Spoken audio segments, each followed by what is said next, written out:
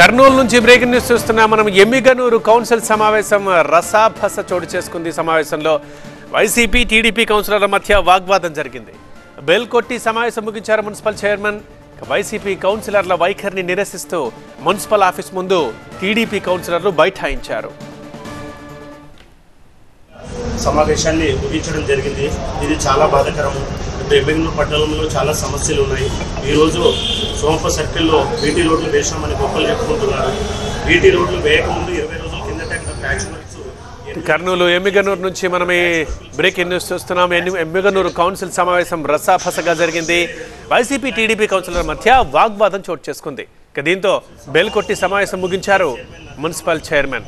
సంతానలేమి సమస్యతో బాధపడుతున్నారా? చింతించకండి. సుమారు 90,000 జంటలకు ఆనందం నింపింది ఓఎస్ఎస్ ఫర్టిలిటీ. ఈ రోజే 7825893600 కి కాల్ చేయండి. సంతానోత్పత్తి చికిత్సపై భారీ డిస్కౌంట్లు పొందండి. గుడ్ న్యూస్ చెప్పండి. వైసీపీ కౌన్సిలర్ల వైఖరి నిరసిస్తూ మున్సిపల్ ఆఫీస్ ముందు టీడీపీ కౌన్సిలర్లు బైఠాయించారు.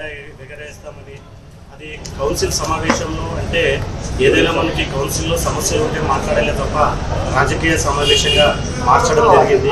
అందుకు మేము కూడా ఖండిస్తూ మాట్లాడుతుంటే ఇవన్నీ మాటలు వినకుండా చైర్మన్ బెల్లు కొట్టి అత్యధికంగా సమావేశాన్ని ముగించడం జరిగింది. ఇది చాలా బాధాకరము. ఎమ్మిగనూరు పట్టణంలో చాలా సమస్యలు ఉన్నాయి. ఈరోజు సోంప సర్కిల్లో బీటీ రోడ్లు వేసామని గొప్పలు చెప్పుకుంటున్నారు.